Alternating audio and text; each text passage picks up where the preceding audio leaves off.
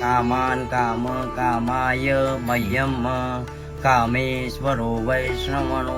કે બ્રાહ્મણોને નોકરી કરતા જીવનમાં આપણો ધર્મ છે, આપણને પ્રભુએ વિષ્ણુ ભગવાને બ્રહ્માજીએ જન્મ આપ્યો છે બ્રાહ્મણ યોનિમાં જન્મ મળવાથી આપણો ધર્મ છે દાન લેવું, દાન દેવું, યજ્ઞ કરાવવો, યજ્ઞ કરવો, આ બધા જાતના આપણા ધર્મ છે.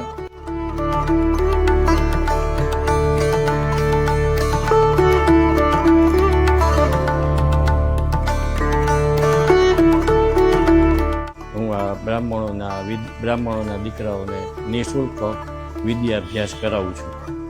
વિદ્યાભ્યાસ મારી ઘરે મેં 25 વર્ષ બધાને ભણાવ્યા.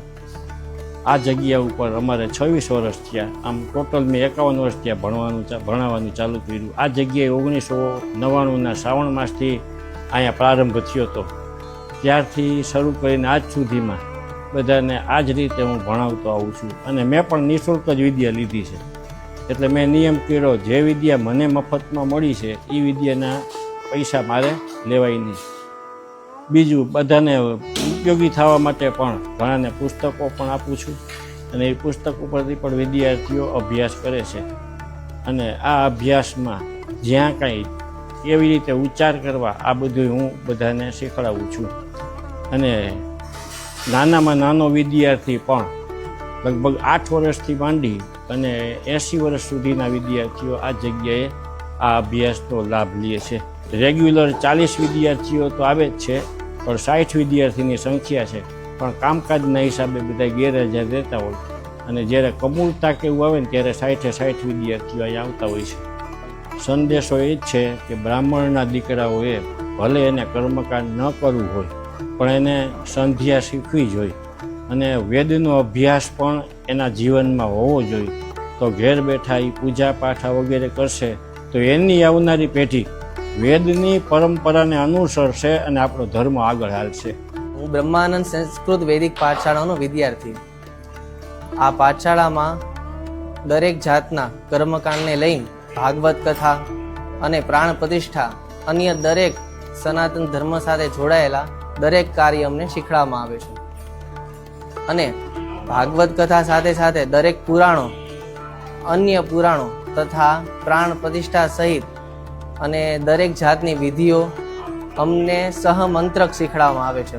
પાસે બોલાવીને ગુરુજી સમૂહમાં નહીં પણ પાસે બોલાવીને સ્પષ્ટતાપૂર્વક એક શબ્દ શીખડાવે છે અને તે અમને સહેલાઈથી પણ આવડી જાય છે. અને અમારી વિદ્યાર્થીઓમાં ઘણા બધા સંખ્યા, અમારે 100 જેવી વિદ્યાર્થીઓની સંખ્યા છે, પણ અત્યારે શ્રાવણ મહિનો ચાલે છે એટલે 41 જેવી સંખ્યા હાજરમાં હોય છે.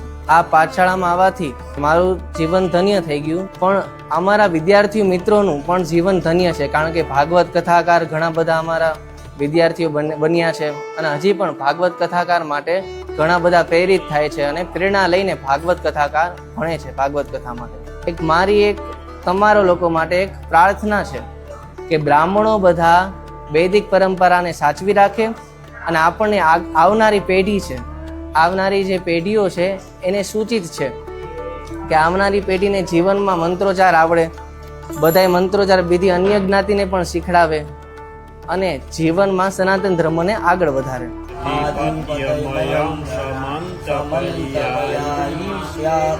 તો અમે બધા વિદ્યાર્થીઓ તો એવું જ માની છીએ કે આટલા વર્ષોથી ગુરુજીની અવિરત કૃપા અમારા બધા વિદ્યાર્થીઓ પર વરસી રહી છે કે આટલા વર્ષોથી ગુરુજી વિના મૂલ્યે, કોઈ પણ પ્રકારનું મૂલ્ય લીધા વગર, કોઈ પણ પ્રકારની દક્ષિણા લીધા વગર ગુરુજી અવિરત સેવા આપી રહ્યા છે.